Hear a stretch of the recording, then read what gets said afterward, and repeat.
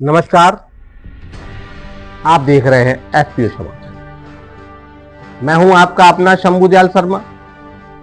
आज हम आपके सामने लेकर आए हैं एक ऐसी कहानी जो सिर्फ कहानी नहीं बल्कि देश के करोड़ों करोड़ किसानों की पीड़ा है। 20 साल की अनदेखी सच्चाई और उस राजनीतिक, मीडिया और कॉरपोरेट गठजोड़ का पर्दाफाश है जिसने इस देश के अन्नदाता को मजबूरी की खेती में झोंक दिया है। साथियों, ये बहुत ही जरूरी और बहुत ही कड़वा सत्य है। इससे पहले शुरू करने से मैं आपसे कहना चाहूंगा, अभी तक आपने अगर चैनल को सब्सक्राइब नहीं किया है तो जल्दी से कर लीजिए, क्योंकि ये वीडियो तो आपको अच्छा लगने ही वाला है। तो बेशक वीडियो को लाइक बाद में करिएगा, लेकिन चैनल को सब्सक्राइब और इस वीडियो को शेयर अभी कर दीजिए, क्योंकि आज का वीडियो बहुत ही जबरदस्त और किसानों के हित का होने वाला है। शुरू करते हैं। तो मैं आपको एक सच्चाई से सबसे पहले रूबरू कराना चाहूं। जब शहरों में मटर 80 रुपए 100 रुपए किलो बिकता है, जब टमाटर 100 रुपए और 200 रुपए पार करता है, जब आलू महंगा होता है, तो आपने देखा होगा तमाम टीवी चैनल्स की हेडलाइन बनती है, देश की रसोई पर महंगाई का तड़का, महंगाई का हमला। इस प्रकार के हेडलाइन बनाए जाते हैं। लेकिन जब किसान का माल 2 रुपए 4 रुपए 5 रुपए और 10 रुपए किलो में बिकता है और किसान कभी कभी फेंकने पर मजबूर होता है, या उसका जो तत्कालीन लागत है उसको इकट्ठा करके मार्केट ले जाने में उतना भी लागत नहीं निकलता है, तब किसान उसको फेंकने पर मजबूर होता है। आपने देखा होगा कई बार ऐसा हुआ है, किसानों ने मजबूरी में रोते हुए अपनी फसलों को सड़कों पर फेंका है। तब कोई चैनल नहीं चीखता, कोई महिला संगठन आकर थाली नहीं पीटता, कोई राजनीतिक दल आकर महंगाई का रोना नहीं रोता, कोई भी कॉरपोरेट जगत का व्यक्ति महंगाई की मार से अपने बिजनेस को खराब होता या बढ़ता होने की बात नहीं करता। ऐसा क्यों? बड़ा सवाल है। यह सवाल आपको खुद अपने आप से भी पूछना चाहिए। जिस देश की रीढ़, जिस देश की अर्थव्यवस्था कृषि आधारित हो, जिस देश की जनसंख्या कृषि आधारित हो, जिस देश का मजदूर कृषि आधारित हो, जिस देश का खाना पीना सोचना विचारना सब कृषि आधारित हो, जिस देश की सरकार कृषि आधारित हो, जिस देश की सरकार को बनाने के लिए सबसे बड़ा वोट कृषि पर आधारित हो, उस देश में किसानों के हित के लिए ऐसी बातें क्यों नहीं होती? किसान के विरोध में ही इस प्रकार की बातें क्यों होती? अब मैं आपके सामने एक डेटा रखता हूं।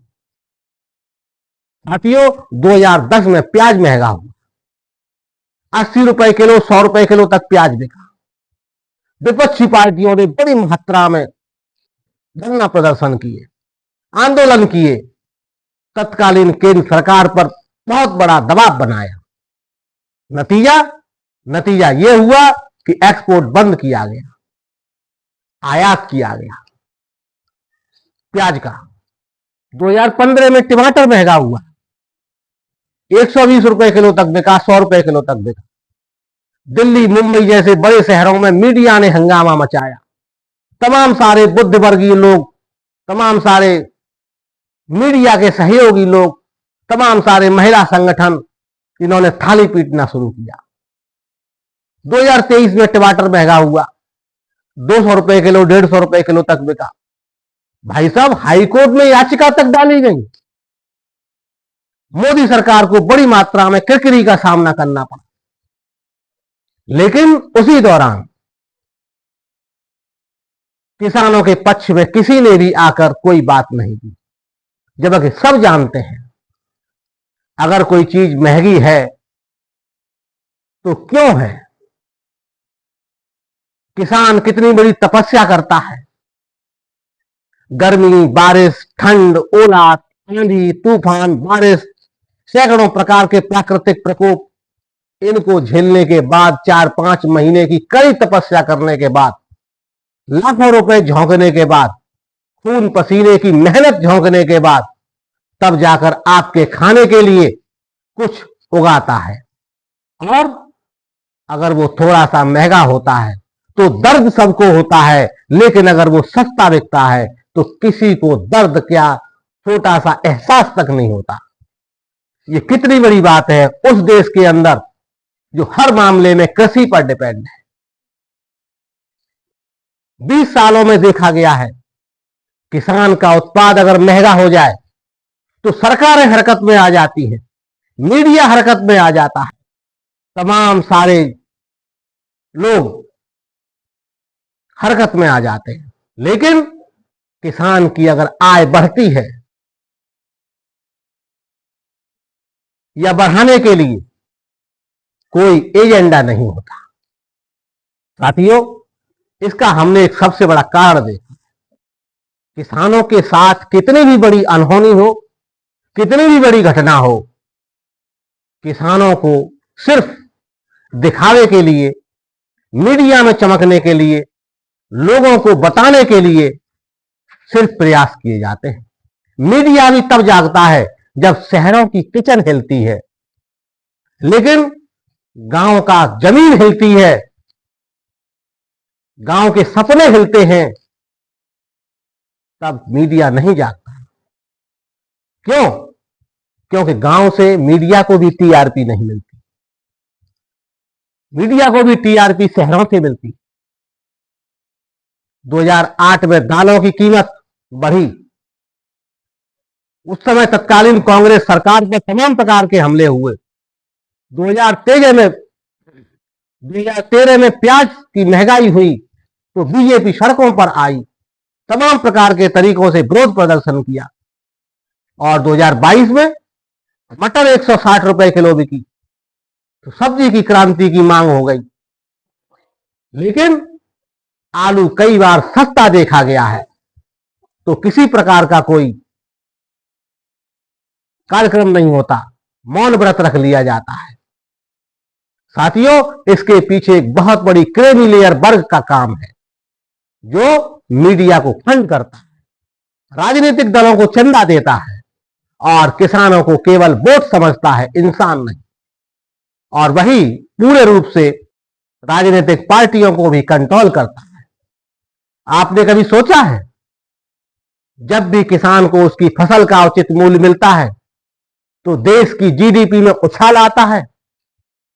इतिहास साक्षी है इस बात का कि 2010 में जब प्याज महंगा हुआ था तो 2011 में जीडीपी ग्रोथ हुआ था 8.9%। 2016 में जब गन्ना मूल्य बढ़ा था तो 2017 में चीनी उद्योग को रिकॉर्ड मुनाफा हुआ था। 2013-23 में टमाटर की और आलू की ऊंचाई थी। तो साथियों, प्रोसेसिंग यूनिट्स की स्थापना हुई, किसानों को नया व्यापार मिला और जब 2024 में आलू की ठीक ठाक रुपए किसानों को मिले तो देश की अर्थव्यवस्था तमाम ऊंचाइयों को छूते हुए और देश संसार की सबसे बड़ी इकोनॉमी के चौथे नंबर पर शामिल हो गया। ये किसानों की फसलों की बदौलत ही है। साथियों, अब आप देखिएगा, अब किसानों के बीच में एक तूफान आने वाला और उसकी तैयारी भी अब आपको करनी है। 2025 में सब्जियां 50 से 200 रुपए किलो तक पहुंचेंगी। आप देखिएगा, हर वो चेहरा जो आज शांत है वो तब सड़कों पर आएगा। थाली पीटने वाले थाली पीटेंगे, बैनर उठाने वाले बैनर उठाएंगे और सरकार को कोसने वाले भी सरकार को कोसेंगे।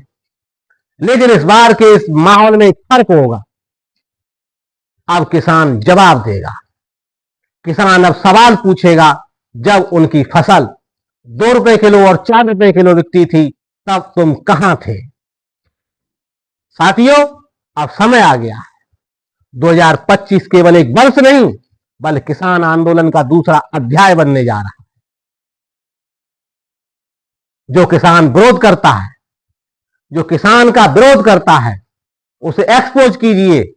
जो किसानों की महंगी फसल से डरता है, उसका मुंह काला करिए, उसे सोशल मीडिया पर बेनकाब करिए, किसी के भी पोस्टर छापिए, ये किसी के किसान विरोधी चेहरा सामने लाइए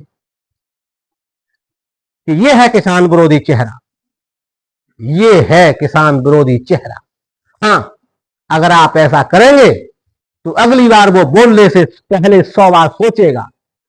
किसानों के हितों पर कुठाराघात करने से पहले 1000 बार सोचेगा। साथियों, अब किसान भी जागरूक हो गया है, क्योंकि अब किसान भी 21वीं सदी का किसान है। अब वो किसान नहीं है जो आज से 20 साल पहले, 30 साल पहले देश की तमाम गतिविधियों से, एक्टिविटीज से, राजनीतिक दलों की तमाम एक्टिविटीज से परिचित नहीं होता था। लेकिन आज किसान प्रत्येक गतिविधि से, चाहे वो देश के किसी भी कोने में हो रही हो या देश के किसी भी स्थिति में उत्पन्न हो रही हो, किसान अब हर चीज से परिचित है और अपना भला बुरा भी अब समझने लगा, और अब किसान जवाब भी देने के लिए तैयार है। तो आइए, एकजुट होइए, डटकर बोलिए और भारत को एक सच्चे किसान के राष्ट्र के रूप में गर्व से गुंजाइए। जय जवान, जय किसान और जय भारत। धन्यवाद साथियों, मैं हूं आपका अपना शंभुदयाल शर्मा। कल फिर मिलेंगे किसी नए और विशेष अपडेट के साथ। धन्यवाद।